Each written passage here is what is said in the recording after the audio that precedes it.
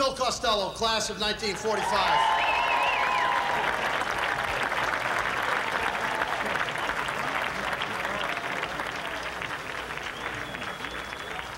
It's a story that begins on Purvis Street in Watertown, where sports was always a part of his life. And it paid off at Watertown High School, where Phil stepped into stardom, joining teammates Hall of Famer Bob Moose Clark, Bob Dupree, Warren Childs, Bobby Bagwell, where Phil Costello shone in basketball player, a baseball player, and a football player. He's been honored tonight not just for his contributions as an athlete where he excelled, but for his contributions to his community, his contributions by service. In the gridiron, he played both offensive and defensive end, was an honorable mention All-Scholastic. Basketball, won the team MVP award. In the course of his scholastic baseball career, he played left field, third base, shortstop, and pitched. His senior year, Phil pitched 2 one-hitters against both Ringe Tech and Woburn. After high school, Phil and his brother Don turned down an opportunity to go on and play professional baseball and entered the Marine Corps. In the Marine Corps, he played for the talent-laden 1st Marine Division Headquarters baseball squad, which was runner-up for the North China Championship. Returning to Watertown in 1947, he began to work in industry and also found time to attend Newman Prep and Cambridge Academy. In 1950, sort of a delayed vocation, he went to the University of Massachusetts, where he continued to excel in football and baseball. In 1956, he was elected to the school committee in Watertown and served on that body for 6 years, including stints as secretary and chairman. In 1962, he became Watertown Recreation Director and oversaw a great expansion of that department's role in the athletic life of Watertown. He increased the number of all-year programs from 40 to nearly 100.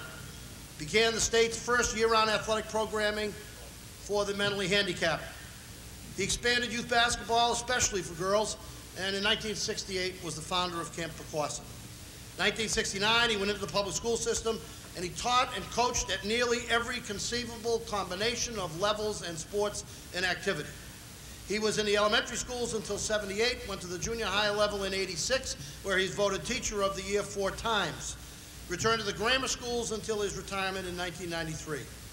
His teaching career, if you read the story, was capped by a standing room only testimonial dinner to his service, the dedication of a baseball scholarship in his name. He coached every sport from co-ed swimming to Little League to freshman football to baseball to softball to varsity soccer. Didn't know much about soccer when he began it, filling an emergency vacancy. But by 1977, he had become Coach of the Year for an outstanding squad that went to the state semifinals. Hall of Famer Mary Duffy, who was coached by Phil at the Lowell School, praises him for teaching us lessons about leadership, teamwork, self-respect, and discipline. Lessons that we all use in our everyday lives. This hall honors Phil Costello for his ability as an athlete, but we honor him more for his connection to people, his connection to the community, for all the contributions that he's made to the young people of this town. Our distinguished Hall of Fame inductee, Phil Costello.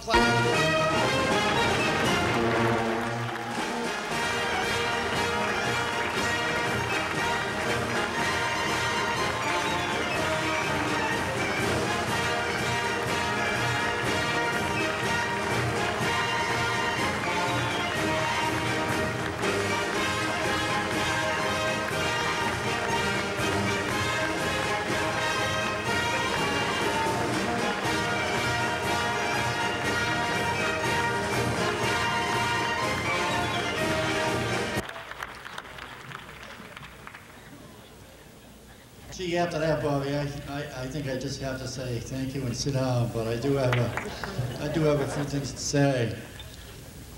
I saw the clip of me playing the piano, and I said, boy, if I had a piano right here, I'd sit down and I'd play for Mark Gazosian, and those wedding bells are breaking up, that whole gang of mine. You know?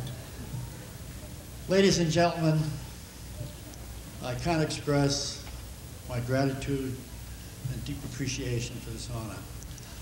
To be inducted into the Watertown High School Hall of Fame is a very, very prestigious a court of recognition to me, and I certainly appreciate it.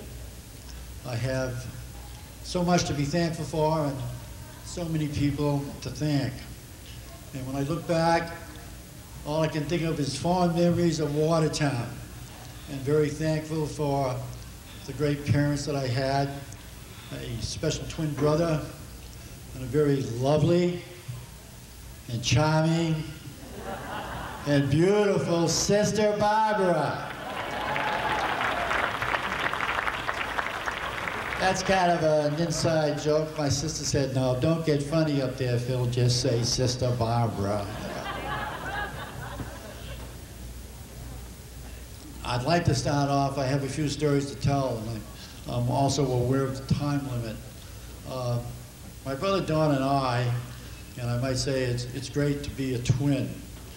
I had a built-in playmate, chum, teammate, and a very, very strong competitor. And we really had a lot of fun. And I go all the way back to my father. My father used to take us up on the hill above Purvis Street, and we couldn't have been any more than 5 or 6 years old. And he would take a bat and a ball, and he'd hit the ball way up in the air.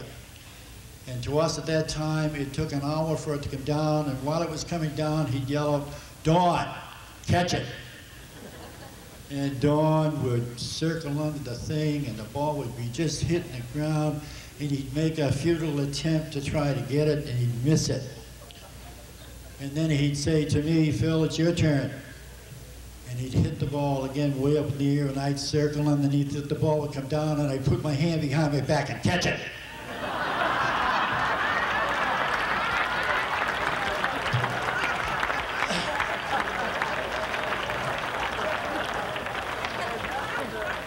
I have one other funny story, and these are true stories.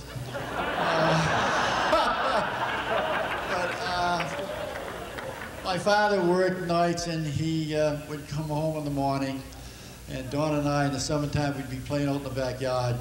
And if you recall, in those days back in the 30s, we had coal and used to have to sift the ashes, and there was always an ash barrel, and at times it would be empty when he'd come in the yard. And I remember the very first time this happened, he came in and Dawn and I were playing, and he said, "Boys, come over here. I want to show you something." And he took his 2 feet and he got right next to the barrel. And this barrel could have been maybe about 2.5 feet high. And he said, "Watch." And my father was very athletic, as I recall, and this will prove it. He took a broad jump and jumped right in the barrel, and before you knew it, he jumped right out. So then he said, "Hey, Dawn, try that." So Dawn, who was always very eager and has been all his life, he'd get up to the barrel, and he put his feet and tried to imitate his father, and he jumped up and he hit the top part of the barrel, and the barrel spread one way, and Dawn went sprawling the other way. And my father said, "All right, Dawn, pick up the barrel, nice try." "All right, Phil, go ahead."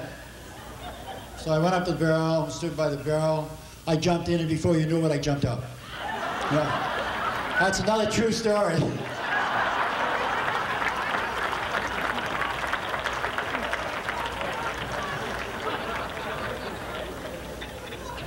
I could go on with the stories about playing stickball in the backyard with Dawn, going down cellar and playing basketball.